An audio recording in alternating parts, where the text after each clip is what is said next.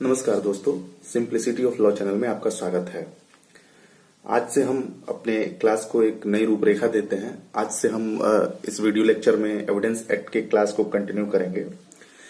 Evidence act एक बहुत ही महत्वपूर्ण कानून है। यह सिविल और क्रिमिनल दोनों लॉ के लिए समान रूप से एप्लीकेबल है। दोनों लॉ में इसका प्रयोग किया जाता है। इसमें कुल 11 चैप्टर्स हैं और 167 इसमें सेक्शंस हैं। इसका सबसे बड़ा चैप्टर जो है वो चैप्टर नंबर 2 है, जिसमें 5 से लेकर 55 धाराओं तक को रखा गया है। और इसका सबसे छोटा चैप्टर चैप्टर नंबर 11 है, जिसमें सिर्फ और सिर्फ एक सेक्शन 167 आता है। तो यह अभी वर्तमान में जो मध्य प्रदेश जुडिशियल सर्विस का एग्जाम होने वाला है 14 जनवरी को, उसके लिए बहुत ही महत्वपूर्ण है। उसमें 15 नंबर तक इससे आते हैं। इसके अतिरिक्त प्रैक्टिस पर्पस से भी एविडेंस की समझ और स्टेट जुडिशरी के लिए भी एविडेंस एक्ट की बराबर महत्ता है। तो हम अपने इस लेक्चर में एविडेंस एक्ट को एक एक चैप्टर करके धीरे धीरे पढ़ेंगे। तो आज हमारा पहला चैप्टर है एविडेंस एक्ट का। एविडेंस एक्ट के पहले चैप्टर को समझने से पहले कुछ बारीकियों को, एविडेंस एक्ट के कुछ बातों को हम यहाँ पर देख लेते हैं। जैसे एविडेंस एक्ट में 3 पार्ट बनाए गए हैं। एविडेंस एक्ट लॉर्ड स्टीफन द्वारा ड्राफ्ट किया गया था और यह दुनिया का सर्वोत्तम ड्राफ्ट कहा जाता है। इसमें बहुत कम संशोधन की आवश्यकता पड़ी है आज तक। एविडेंस एक्ट का पर्पस जो है, उद्देश्य जो है वो यही था कि न्यायालय में हमेशा सर्वोत्तम साक्ष्य ही प्रस्तुत किया जाए। अर्थात इररिलेवेंट एविडेंस प्रस्तुत करने से जुडिशरी का जो पर्पस है, जस्टिस सिस्टम डिफीट होगा, न्यायालय का टाइम बर्बाद होगा, पक्षकार भुलावे में पड़ेंगे और इस प्रकार न्याय कहीं ना कहीं विचलित हो जाएगा। तो एविडेंस एक्ट का जो मेन पर्पस है, जो मेन फोकस है, वो यही है कि न्यायालय में जब भी कोई एविडेंस प्रस्तुत हो तो वो बेस्ट एविडेंस प्रस्तुत हो। और एक और इसका पर्पस है कि हियर से एविडेंस का एक्सक्लूजन किया जाए। सुनी सुनाई बातों को जो है वो न्यायालय एक्सेप्ट नहीं करता है, क्योंकि सुनी सुनाई बातों में बनावटी बातों के होने की संभावना अधिक रहती है। तो इसलिए हमेशा जो है सुनी सुनाई बातों को न्यायालय द्वारा एक्सेप्ट नहीं किया जाता है। सर्वोत्तम साक्ष्य को ही एक्सेप्ट किया जाता है। और सर्वोत्तम साक्ष्य जो है वो डॉक्यूमेंट्री एविडेंस को सर्वोत्तम साक्ष्य कहा जाता है। अगर कुछ चीज लिखी हुई है तो उससे अच्छा तो कुछ हो ही नहीं सकता है। इसके अतिरिक्त एक और उद्देश्य है इंडियन एविडेंस एक्ट का कि साक्ष्य जो है वो हमेशा या तो रेलिवेंट हो या फिर फैक्ट इन इशू से कनेक्टेड हो। इससे इतर कोई भी साक्ष्य न्यायालय द्वारा एक्सेप्ट नहीं किए जाएंगे। ये सेक्शन 5 में बताया गया है। तो सेक्शन 5 को जब हम पढ़ेंगे तो उसको हम अच्छे से देखेंगे। एविडेंस एक्ट, जैसा कि मैंने बताया कि सिविल और क्रिमिनल दोनों ही लॉ पर एक समान रूप से लागू होता है, परंतु एविडेंस एक्ट के कुछ सेक्शंस हैं जो सिर्फ और सिर्फ सिविल नेचर के हैं। जैसे लॉ ऑफ एस्टॉपल, जो चैप्टर नंबर 8 है, सेक्शन 115 से 117 तक, तो वो एस्टॉपल से संबंधित कानून है। उसकी चर्चा जब हम उस चैप्टर पर आएंगे तो करेंगे। और उसमें जो है आपको वो पूरा का पूरा सिविल नेचर का है। इसी तरह जो है आपको कन्फेशन जो है सेक्शन 24 से लेकर 30 तक जो है चैप्टर 2 के अंतर्गत, वो क्रिमिनल नेचर का है। क्रिमिनल मामलों में ही कन्फेशन की जाती है। तो बहरहाल हम आज जो है चैप्टर 1 को देखते हैं। इंडियन एविडेंस एक्ट में चैप्टर 1 में 4 सेक्शंस दिए गए हैं, 1, 2, 3, 4। इसको हम प्रारंभिक नाम से जानते हैं। इसका हेडिंग शीर्षक जो है वो प्रारंभिक है। चैप्टर नंबर यह 1 है और इसमें 4 सेक्शंस हैं। पहले नंबर सेक्शंस में चाहे अधिनियम कोई भी हो, कोई भी एक्ट हो, उसमें 3 बातें अमूमन दी गई रहती हैं। जैसे इंडियन एविडेंस एक्ट के भी सेक्शन 1 में 3 बातें बताई गई हैं। सबसे पहले तो इस एक्ट का नाम जो है वो भारतीय साक्ष्य अधिनियम 1872 है।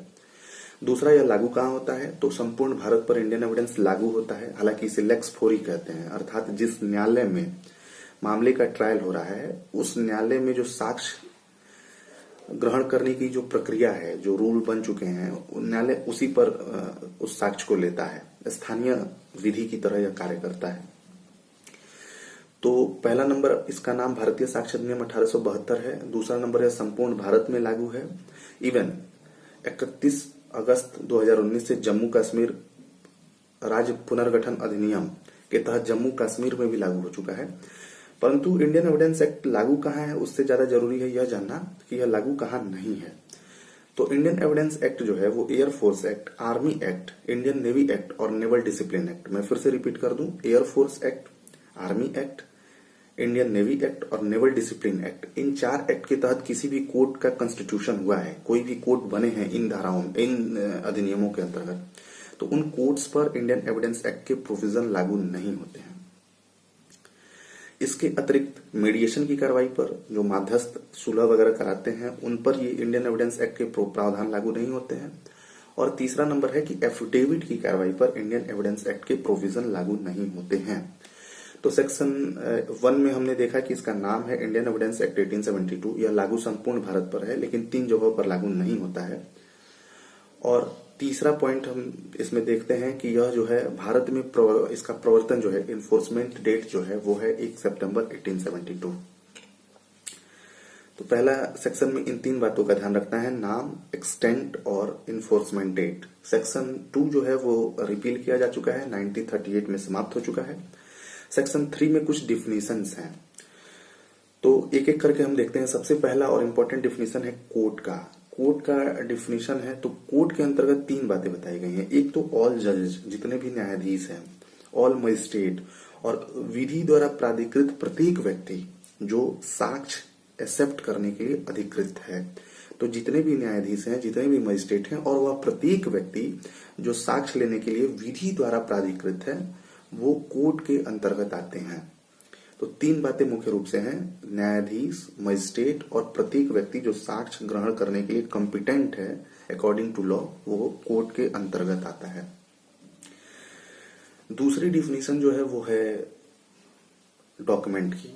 डॉक्यूमेंट हमने बताया जैसे कि डॉक्यूमेंट्री एविडेंस जो है वो बेस्ट एविडेंस है। तो डॉक्यूमेंट की परिभाषा क्या है, तो किसी भी मैटर पर, किसी भी पदार्थ पर कोई चिन्ह बनाना, कोई अंकन करना, कोई शब्द लिखना और इस आशय से लिखना कि आगे चलकर इसका साक्ष्य में प्रयोग किया जाएगा। उदाहरण से हम समझते हैं कि जैसे एक दूध वाला है, वो किसी व्यक्ति को रोज दूध देता है और जिस दिन वो दूध देता है दीवार पे एक खड़ी लाइन खींचता है। ऐसे करके अगर वो 1 महीने तक खींच रहा है तो वो खड़ी लाइनों की संख्या जो है वो आगे चलकर अगर दूध के हिसाब में कोई विवाद होता है तो न्यायालय में उसको एज अ डॉक्यूमेंट प्रोड्यूस किया जा सकता है। क्योंकि दूध वाले ने जो लाइन खींची है, लाइन खींचने का आशय क्या था कि जब कभी विवाद होगा तो इस लाइन से वह साबित कर पाएगा कि इतने दिन उसने दूध दे रखा है। तो अगर किसी भी पदार्थ पर कुछ भी हो, कोई भी पदार्थ हो, उस पर कोई चिन्ह बनाते हैं, कोई अंकन करते हैं, कोई शब्द लिखते हैं, और सिर्फ चिन्ह बनाना, अंकन करना, शब्द लिखना पर्याप्त नहीं है। इंटेंशन ये होना चाहिए कि इसको आगे चल के हम एज अ एविडेंस प्रोड्यूस करेंगे, तब उस पदार्थ को, उस मैटर को हम डॉक्यूमेंट कहते हैं। बहुत लोग जमीन पे बैठ के कुछ खुरचते रहते हैं, वो डॉक्यूमेंट नहीं है क्योंकि उसके पीछे कोई इंटेंशन नहीं है। तो डॉक्यूमेंट की ये परिभाषा है। तीसरा डिफिनीशन है एविडेंस का। पूरी एविडेंस एक्ट हम पढ़ेंगे, उसमें एविडेंस को कहीं भी डिफाइन नहीं किया गया है। हाँ, एक बहुत बड़े जूरिस्ट थे साइमंड, प्रोफेसर साइमंड ने एविडेंस की डिफिनीशन देने का एक प्रयास किया है। उन्होंने कहा है कि तथ्य जो प्रमाणिक बल रखता है उसे ही साक्ष्य कहते हैं। मतलब कोई भी फैक्ट जो किसी चीज को साबित करने की क्षमता रखता है, उसे प्रूफ करता है, उसी को हम साक्ष्य कहते हैं। हालांकि ये साइमंड की अपनी डिफिनीशन है।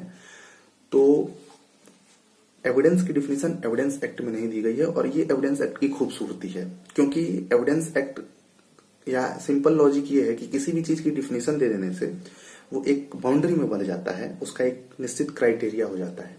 डिफाइन न करने से उसका स्कोप अनलिमिटेड रहता है। तो इसलिए एविडेंस एक्ट में एविडेंस को नहीं डिफाइन किया गया है। हाँ, लेकिन सेक्शन 3 का अवलोकन करने पर यह स्पष्ट होता है कि एविडेंस जो है वो 2 तरह का होता है। एक होता है डॉक्यूमेंट्री एविडेंस, मतलब कि कोई चीज रिटन में है, किसी डॉक्यूमेंटेशन कर दिया गया है, डॉक्यूमेंट का कोई कंटेंट है तो उसे डॉक्यूमेंट्री एविडेंस कहते हैं। और एक होता है ओरल एविडेंस। तो डॉक्यूमेंट में लिखी हुई कंटेंट को छोड़कर किसी भी चीज को हम ओरली न्यायालय में प्रूफ कर सकते हैं। तो जो मुंह से बोला जाए, जो मौखिक रूप से साबित किया जाए, उसे हम ओरल एविडेंस कहते हैं। तो एविडेंस की डिफिनेशन कहीं नहीं दी गई है इंडियन एविडेंस एक्ट में। 2 तरह के एविडेंस बताए गए हैं, एक ओरल एविडेंस होता है, एक डॉक्यूमेंट्री एविडेंस होता है। तो हमने कोर्ट का डिफिनेशन देखा, फिर डॉक्यूमेंट का डिफिनेशन देखा, फिर हमने एविडेंस का डिफिनेशन देखा। इसके बाद हम फैक्ट का डिफिनेशन देखते हैं। पूरे एविडेंस एक्ट में फैक्ट को भी नहीं डिफाइन किया गया है, लेकिन धारा 3 को पढ़ने से यह समझ आता है कि फैक्ट का क्लासिफिकेशन कर दिया गया है। फैक्ट 2 तरह के होते हैं, एक फिजिकल फैक्ट होता है, एक मेंटल फैक्ट होता है। फिजिकल फैक्ट क्या होता है, जिसे हम अपने इंद्रियों से फील करते हैं, जिसका हमें सेंसेशन होता है। जैसे जो चीज हम आंखों से देखते हैं, किसी चीज को छूना, मुंह से बोलना, ये सब एक फिजिकल फैक्ट होते हैं। लेकिन जिस चीज को हम अपनी सेंस ऑफ ऑर्गन से फील ना करके महसूस करते हैं, जैसे कि बेईमानी पूर्वक, कपट पूर्वक, आशय, ज्ञान, उपेक्षा, आईपीसी पढ़िएगा तो हर जो सेक्शन है उसमें लिखा है कि जो कोई बेईमानी पूर्ण आशय से, जो कोई कपट पूर्वक, तो ये सब जो है उतावलेपन में, कोई उपेक्षा के थ्रू कोई अपराध हो जाता है, तो ये सारे के सारे जो है वो मेंटल फैक्ट है, मानसिक तथ्य हैं। तो इनकी संख्या 5-6 है, आशय, ज्ञान, उतावलापन, उपेक्षा, कपटपूर्वक, सद्भावनापूर्वक। तो मेंटल फैक्ट हो गया। फिजिकल फैक्ट जिसे हम अपने सेंस ऑफ ऑर्गन से फील करते हैं उसे हम फिजिकल फैक्ट कहते हैं, और ये मेंटल फैक्ट हो गया। तो फैक्ट 2 प्रकार के होते हैं। इसके बाद एक बहुत बड़ा टर्मिनोलॉजी आता है, फैक्ट इन इशू। इसको समझने में बहुत कठिनाई होती है। मैं इसे बहुत ही सिंपल तरीके से बताता हूं। न्यायालय में जब कोई मामला संस्थापित किया जाता है तो उस पूरे मामले में जो लीडिंग क्वेश्चन होता है, जो सेंटर ऑफ पॉइंट, मतलब जो पॉइंट है मेन, उसका सेंटर पॉइंट है, जिसके सॉल्व हो जाने से पूरा का पूरा मामला सेटल हो जाता है, उसको हम जो है फैक्ट इन इशू कहते हैं। अच्छा, ये फैक्ट इन इशू जो है वो पार्टीज के लाइबिलिटीज को तय करता है, उनके राइट्स को तय करता है, उनके ड्यूटीज को तय करता है। और ये फैक्ट इन इशू जो है वो एक ऐसा फैक्ट होता है जिस पर दोनों पक्षकार एक दूसरे के विपरीत मत रखते हैं। उदाहरण के लिए कि न्यायालय में किसी की हत्या का वाद संस्थित होता है, तो न्यायालय के समक्ष प्रश्न यही होता है कि क्या ए ने बी की हत्या करी है। अब ए ने बी की हत्या करी है तो ए की तरफ की पार्टीज कह रही है कि बी ने हत्या करी है, बी कहता है कि मैंने ए की हत्या नहीं करी है। तो क्या ए ने बी की हत्या करी है, यह फैक्ट इन इशू है। अगर इसका समाधान न्यायालय को मिल जाए कि हाँ ए ने बी की हत्या करी है या नहीं, ए ने बी की हत्या नहीं करी है, इसका कोई भी समाधान मिल जाए तो पूरा का पूरा मामला सेटल हो जाएगा। दूसरी चीज कि इस पर पार्टीज के अधिकार, कर्तव्य और निर्दोषिता निर्भर करते हैं। और तीसरी चीज यह है कि ये एक ऐसा फैक्ट है जिसमें एक पक्षकार तो इसे एलिगेशन लगाता है कि हाँ ए ने बी की हत्या करी है, और दूसरा पक्षकार इसे डिनाई करता है। तो सिंपल वर्ड में फैक्ट इन इशू जो है एक ऐसा फैक्ट होता है जिस पर दोनों पार्टीज एक दूसरे से विपरीत मत रखते हैं। यह पूरा जो है वो सेंटर पॉइंट होता है, इसके समाधान से पूरा का पूरा मामला समाप्त हो जाता है। और यह पक्षकारों के लाइबिलिटीज को तय करता है, ड्यूटीज को बताता है, राइट्स को बताता है। तो इसे फैक्ट इन इशू कहते हैं। दूसरा टर्मिनोलॉजी है रेलिवेंट फैक्ट। रेलिवेंट फैक्ट क्या होता है? तो रेलिवेंट फैक्ट उसे कहते हैं जो फैक्ट इन इशू से या तो कनेक्टेड हो और नहीं तो न्यायालय को जो है मामले का समाधान करने में सहायता पहुंचाए, उसे रेलिवेंट फैक्ट कहते हैं। उदाहरण के तौर पर समझते हैं, जैसे न्यायालय के सामने फैक्ट इन इशू है कि क्या ए ने बी की हत्या की है। तो अब ए के पास से कोई चाकू बरामद हो रहा है, ए के कपड़े पे खून लगे हैं, ए भागता हुआ दिखता है हत्या के बाद, तो ये सारे के सारे रेलिवेंट फैक्ट होते हैं। लेकिन ए सुबह चाय नमकीन पिया था, ये इररिलेवेंट फैक्ट है। इसका क्या सेंस है हत्या से? सब लोग सुबह जो है चाय नाश्ता करते ही हैं। तो रेलिवेंट फैक्ट यही होता है जो या तो फैक्ट इन इशू से कनेक्टेड हो या फिर न्यायालय को जो है फैक्ट इन इशू को सॉल्व करने में सहायता पहुंचाता है। तो इस प्रकार हमने कोर्ट की डिफिनेशन देखी है, डॉक्यूमेंट की डिफिनेशन देखी है, एविडेंस की डिफिनेशन देखी है, फैक्ट की डिफिनेशन देखी, फैक्ट इन इशू और रेलिवेंट फैक्ट। 3 और डिफिनेशन बचे हुए हैं, प्रूफ, डिसप्रूफ, नॉट प्रूफ। यह बड़ा ही टेक्निकल टर्म है, समझने में लोगों को बहुत ही कठिनाई होती है। बहरहाल हम इसको समझने का एक प्रयास करते हैं।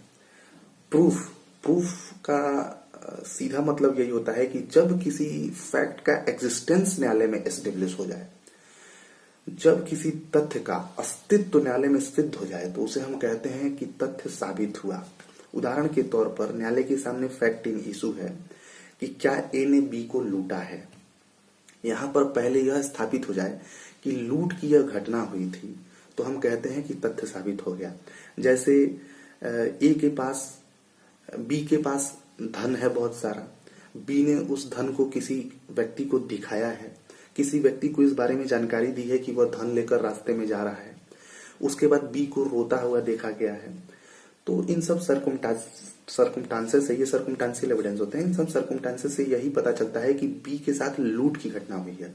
तो जब किसी तथ्य के अस्तित्व को कि हाँ यह तथ्य एस्टेब्लिश होता है, इसका एग्जिस्टेंस है, न्यायालय में जब कभी किसी फैक्ट के एग्जिस्टेंस को एस्टेब्लिश कर दिया जाए तो कहा जाता है कि तथ्य साबित हुआ।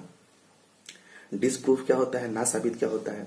तो ठीक इसके उलट होता है, जब किसी तथ्य के अस्तित्व को सिद्ध न किया जा सके या जब किसी तथ्य के अनस्तित्व को सिद्ध कर दिया जाए न्यायालय में, तो कहते हैं कि फैक्ट ना साबित हुआ। यहीं पर अब लूट का आरोप है ए पर, बी को उसने लूटा है और बी जो है उस दिन कहीं गया नहीं। बी जो है एक निर्धन प्रकृति का व्यक्ति है, बी के पास कभी कोई धन रहा नहीं और बी ने ए पर लूट का आरोप लगाया है।